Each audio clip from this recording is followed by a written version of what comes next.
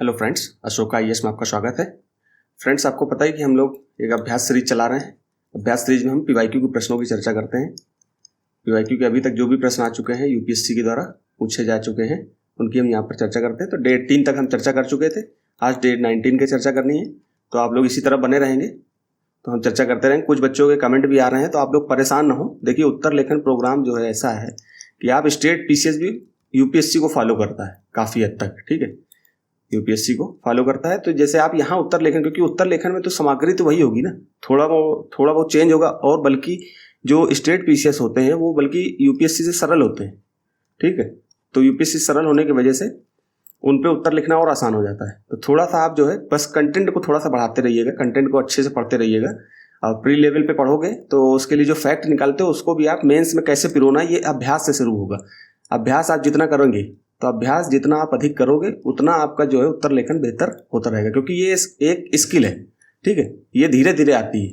मैं भी आप लोगों की तरह जब छोटा था तो मतलब शुरुआती स्टेज में मुझे भी बड़ी दिक्कत होती थी, बड़ा बार बार देखना पड़ता था कॉपी को। और हो सकता था कि मैं 150 शब्दों का प्रश्न लिखने के लिए हो सकता है 300 शब्द लिख देता था। फिर कभी कभी 150 शब्द के प्रश्न लिखने के लिए 100 शब्द ही होते थे। कंटेंट के ऊपर डिपेंड करता था। लेकिन धीरे धीरे आज तुम्हारे सामने उत्तर लिख रहा हूँ। किसी दिन मैं ऐसा भी करूँगा, क्योंकि अभी हमारे पास तकनीकी अभाव है, इसलिए थोड़ी दिक्कत है। कुछ समय बाद कैमरा वगैरह अगर बेहतर होगा तो मैं सामने आपके सामने जो है 7 मिनट और 10 मिनट के अंतर्गत क्रमशः 150 शब्दों का प्रश्न और 250 शब्दों का प्रश्न आपके सामने लिखूंगा, ठीक है। तो आप लोग ऐसे बने रहिए। और एक सूचना और आपको देनी थी, ये यूपी पीसीएस के जो बच्चे हमसे जुड़े हुए हैं वो मैगजीन हम कवर करा रहे हैं। तो हमारा एक अलग चैनल है, वो नीचे हम डिस्क्रिप्शन पे चैनल का नाम दे दिए, यो Ashoka IAS, Ashoka IAS, Ashoka PCS channel है, अशोका पीसीएस, ठीक है। तो आप ये पार्ट 1 हमने कल चर्चा कर दी थी और ये पार्ट 2 आज आएगा, तो आप लोग देख लेना, ठीक। तो इस तरह से आप देखते रहेंगे तो यूपी पीसीएस, क्योंकि आप यूपीएससी की तैयारी कर रहे हैं, काफ़ी लंबा समय हो जाता है, तो यूपीएससी में नहीं हुआ तो हम स्टेट पीसीएस की तरफ मूव करते हैं। कभी कभी बीच में ही 1-2 अटेम्प्ट देने के बाद पीसीएस की तरफ देखना पड़ता है। तो आप लोग इसको देखते रहिए, ठीक। चलते हैं हम प्रश्नों पर। तो हमारी सर्वप्रथम रणनीति का हिस्सा क्या होता है? सिलेबस होता है। तो हम आपदा प्रबंधन पर चर्चा करेंगे इसमें। अब यहाँ पर मैं डिटेल में सारी चीज़ें नहीं बताऊंगा। 1 से लेकर 10 तक जो है हमारा इकोनॉमिक्स संबंधित है टॉपिक। ये सारे टॉपिक 1 से लेकर 10 तक इकोनॉमिक्स संबंधित है, ठीक है। और बाकी 15 नंबर टॉपिक आपदा प्रबंधन से है। बाकी 11, 12, 13 नंबर ये आपका साइंस एंड टेक से है। 14 नंबर एनवायरमेंट एंड इकोलॉजी से है। और 16, 17, 18, 19, 20 ये आपका इंटरनल सिक्योरिटी से, ठीक है। तो आप ये थोड़ा सा मैं आपको बता, बाकी 15 नंबर केवल आपको यहाँ पर क्या लिखा हुआ, आपदा और आपदा प्रबंधन। तो हमें सर्वप्रथम क्या देखना है कि डिफाइन नहीं है तो हमें पीवाईक्यू देखना ही पड़ेगा। और पीवाईक्यू हम लोग प्रैक्टिस यहाँ पर करा ही रहे। तो आप हमारी प्रैक्टिस करते रहिए इस तरह से, तो आपका बहुत बेहतर रिजल्ट होगा। अगले वर्ष जब आप एग्जाम दे रहे होंगे तब आपको खुद समझ में आ जाएगा, क्योंकि यही प्रश्न रिपीट होंगे कुछ बहुत चेंजमेंट के साथ, क्योंकि आपदाएं तो आ ही रही है ना। अब देखिए, अभी मैं आपको मेंस का कल का प्रश्न दिखाता हूँ। 2016 में पूछा गया प्रश्न, कल आप लोग लिख के दिखाएंगे डे 20 में। देखिए, राष्ट्रीय आपदा प्रबंधन प्राधिकरण एनडीएमए के सुझावों के संदर्भ में उत्तराखंड के अनेक स्थानों पर हाल ही में बादल फटने की घटनाओं के संघात को कम करने के लिए अपनाए जाने वाले उपाय पर चर्चा कीजिए। अब देखिए, बादल फटने की घटना इस बार नहीं हुई उत्तरकाशी में। आपको समझ में नहीं आ रहा है, ये चीजें देख रहे हो ना आप, तो ये क्या, ये प्रश्न बदल जाएगा क्या, रिपीट होकर फिर आ जाएगा नेक्स्ट वर्ष। तो इसलिए जो है आप इस कंटेंट को जो मैं करा रहा हूँ इसको आप बार बार पढ़िए, देखिए, तो ऑटोमेटिक आपकी तैयारी हो जाएगी। तो आज का प्रश्न ये है, इसको मैं प्रश्न को पढ़ता हूँ। पहले बहुत ध्यान से हम लोग केवल प्रश्न को पढ़ते हैं सिलेबस से लिंक करके। सिलेबस में तो भाई 2 बातें लिखी हैं, आपदा एवं आपदा प्रबंधन। तो हम लोग पीवाईक्यू को बार बार देखेंगे, ठीक। तो यहाँ पीवाईक्यू 2016 का है। 2016 में 2 प्रश्न पूछे गए। तो एक प्रश्न आपके सामने है, एक प्रश्न कल आपको कराऊंगा, आप लोग खुद प्रैक्टिस करना डे 20 में, ठीक। तो ये यहाँ पर क्या लिखा हुआ है, कई वर्षों से उच्च तीव्रता की वर्षा, मतलब बहुत ज्यादा जो है फ्रिक्वेंसी में वर्षा हो रही है के कारण शहरों में, अब यहाँ पर कौन सी बाढ़ है, शहरों में बाढ़ की बारंबारता, मतलब शहर में बाढ़ बार बार आ रही है, बारंबारता बढ़ रही है, ठीक। अब यहाँ तक क्या कह रहा है, यूपीएससी ने आपको एक सूचना दी कि ऐसा हो रहा है। तो यहाँ तक आपको रुकना है, केवल ये देखना है। आपने देखा ना क्या कह रहा है कि कई वर्षों से उच्च तीव्रता की वर्षा के कारण शहरों में बाढ़ की बारंबारता बढ़ रही है। यहाँ तक उसने बताया, आपको बात रखी अपनी। अब यहाँ से क्वेश्चन स्टार्ट होता है। आपसे क्वेश्चन का मतलब पूछना चाह रहा है, क्या पूछना चाह रहा है, शहरी क्षेत्रों में बाढ़ के कारणों पर चर्चा कीजिए। तो शहरी क्षेत्र में जो बाढ़ के कारण है पहले तो हम उसकी चर्चा करेंगे। तो पहला पॉइंट हमारा ये हो गया मुख्य भाग में। फिर करते हुए इस प्रकार की घटनाओं के दौरान जोखिम कम करने या जोखिम न्यूनीकरण की तैयारियों की क्रियाविधि पर प्रकाश डालिए। तो दूसरा पॉइंट आपका जोखिम कम करने पर हो गया, दूसरा पॉइंट। और पहला जो है आपको भूमिका लिखनी है,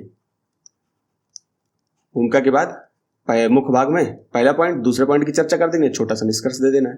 तो मैं यहाँ पर आपको, कुछ बच्चे जो है ज़्यादा लंबे समय तक नहीं देखना चाहते तो वो आप यहाँ पर देख सकते हो। तो पहले देखिए हम क्या करेंगे, भूमिका बनाएंगे। तो भूमिका में हम क्या बताएंगे, बाढ़ के बारे में बता देंगे कि बाढ़ कैसी आपदा है, एक प्राकृतिक आपदा है, किंतु हाल के वर्षों में या जलवायु परिवर्तन की वजह से यह अनियोजित शहरीकरण एवं मानव हस्तक्षेप के कारण यह बाढ़ एक प्राकृतिक आपदा न कहकर इसको हम मानव निर्मित आपदा के रूप में भी पहचान दे सकते हैं, यार रूप ले लिया उसने। ठीक, इस तरह से आपने भूमिका लिखी। फिर मुख्य भाग में आ गए। तो मुख्य भाग में क्या पूछ रहा है, आपसे पूछ रहा है कारणों की चर्चा कीजिए, शहरी क्षेत्रों में बाढ़ के कारणों की चर्चा। तो शहरी क्षेत्र में बाढ़ के कारणों की चर्चा में बाढ़ के कारण, ठीक है, यहाँ पर लिख दिया शहरी क्षेत्र, शहरी बाढ़ के कारणों की चर्चा में। तो क्या आप पॉइंट सोचिए, अब जैसे जब भी आप लिखा करिए तो इस तरह से सोचिए कि जैसे कि जो शहर का कैचमेंट एरिया होता है, कैचमेंट एरिया,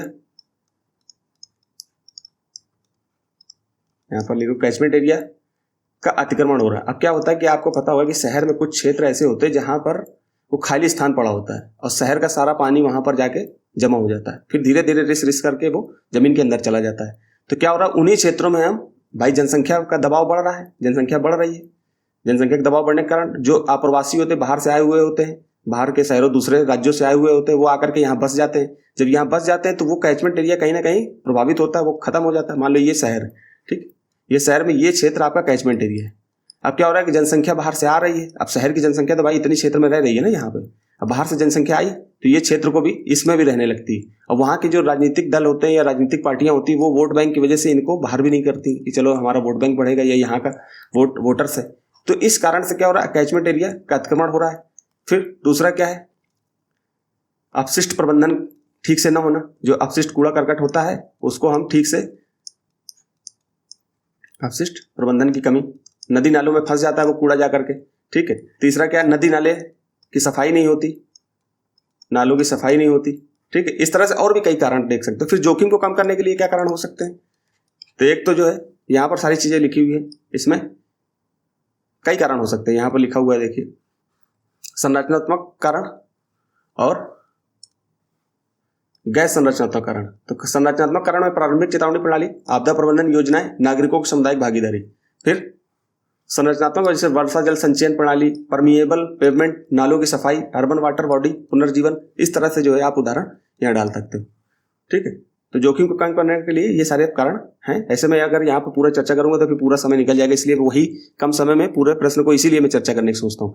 इस तरह से फिर आप छोटा सा निष्कर्ष दे दीजिए कि क्या कारण हो सकते हैं। जनसंख्या दबाव को हम कम कर दें, नियोजित शहरीकरण करने लगे तो कहीं ना कहीं क्या हो जाएगा, हम बाढ़ की जो बारंबारता या बाढ़ के जोखिम को कहीं ना कहीं कम करने का प्रयास किया जा सकता है, ठीक है। तो आप लोग यहाँ देखिए, जो बच्चे यहाँ तक देख चुके हैं वो यहाँ देख के जा सकते हैं, ठीक है। आगे उनको और देखना है तो फिर आप रुक जाइए। जो बिगनर है उनको जरूर देखना चाहिए, मेरा सुझाव है, बाकी आपके ऊपर डिपेंड करता है आप देखते हैं कि नहीं देखते। स्टेट पीसीएस में भी काम आएगा ये सब चीज़ें, ऐसा नहीं है कि स्टेट पीसीएस में उत्तर ऐसे नहीं लिखे जा सकते। और ये जो कंटेंट दे रहा हूँ ये बहुत बेहतर कंटेंट दे रहा हूँ और फ्री में ऐसी क्लासें आप देख ही रहे हो, यूट्यूब में सब पैसे लेके करा रहे हैं।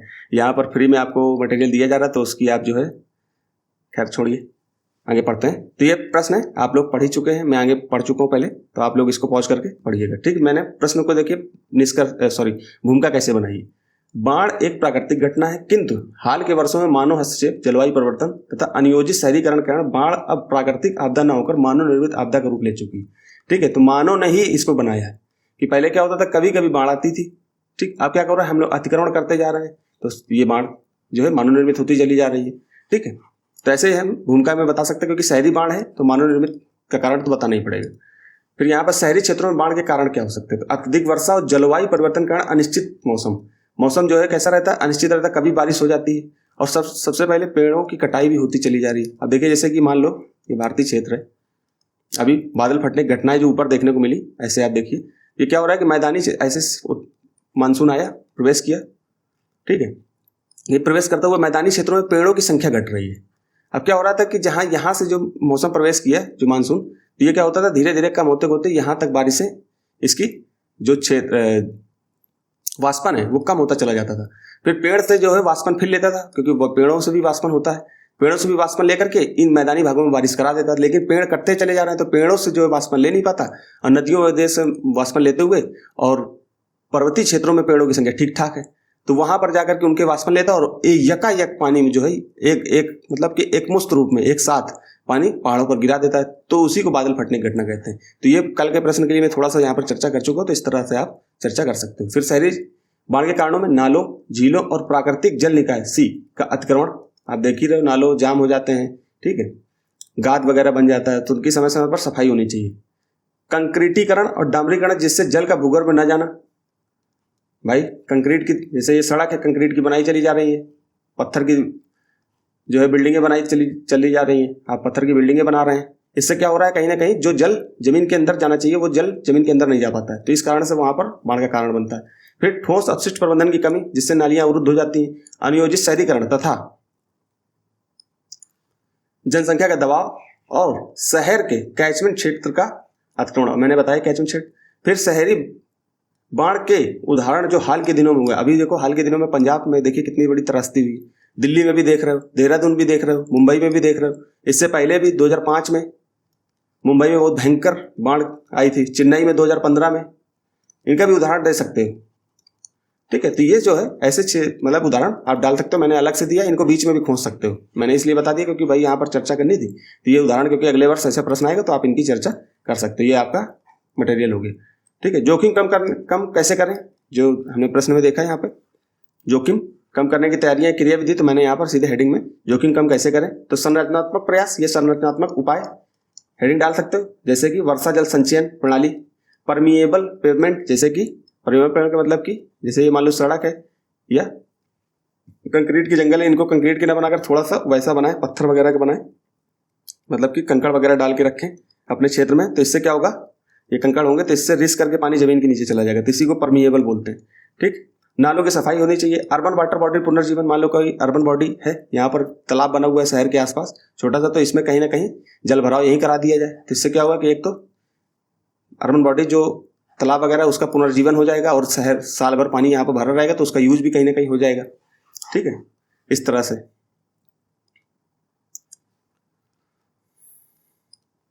फिर गैर संरचनात्मक उपाय में, ये प्रयास में प्रारंभिक चेतावनी प्रणाली, भाई चेतावनी की अगर बाढ़ आने की संभावना है तो पहले से ही अलर्ट जारी कर दिया जाए। आपदा प्रबंधन योजनाएं पहले से बना ली जाए शहर में। नागरिकों की सामुदायिक भागीदारी को पहले से तैयार करके रखा जाए, सारी चीजें पहले से ही की जाएंगी तभी हो पाएगा ये सब चीजें। फिर शहर के कैचमेंट एरिया, जो मैंने वहां पर कारण बताए यहीं पर उपाय भी बन जाएंगे, ठीक है, यहाँ पर कारण बताए थे कैचमेंट एरिया वगैरह, ये देखिए ये कहीं ना कहीं यहाँ पर ये सारे ऊपर कारण नीचे उपाय, क्योंकि उपाय पूछ रहा है। तो शहर के कैचमेंट एरिया का अतिक्रमण हटाना, अनियोजित शहरीकरण हो, नियोजित सही से अगर शहरीकरण होगा तो ऐसी घटनाएं कम देखने को मिलेंगी। फिर स्मार्ट सिटी मिशन के अंतर्गत GIS और रिमोट सेंसिंग से संवेदनशील क्षेत्रों की मैपिंग या जोनिंग कर दी जाए कि यहाँ पर जो है बाढ़ अक्सर आती है तो यहाँ जोनिंग है, तो यहाँ पर इस क्षेत्र में इस समय के बाद यहाँ पर रहना सही नहीं है, यहाँ पर जो है शहरीकरण ना हो, यहाँ पर लोग आकर ना बसे, ठीक। फिर आपदा प्रशिक्षण तथा मॉक ड्रिल नियमित रूप से आपदा प्रशिक्षण होना चाहिए स्कूलों, कॉलेजों, संस्थानों में, और मॉक ड्रिल भी होती रहे, तो जिससे जब आपदा आएगी तो उससे हम कहीं ना कहीं निपटने में कारगर सिद्ध होंगे। राहत दल जैसे NDRF, SDRF, होमगार्ड की उपलब्धता या तत्परता होनी चाहिए, ठीक है, तत्परता डाल सकते हैं, यहाँ डाल दिया, बस हो गया प्रश्न छोटा सा। इसका इस प्रकार हम कह सकते हैं कि शहरी बाढ़ केवल प्राकृतिक कारणों का परिणाम नहीं है, बल्कि मानव जन अव्यवस्था का दुष्परिणाम है। यदि टिकाऊ शहरी नियोजन, क्योंकि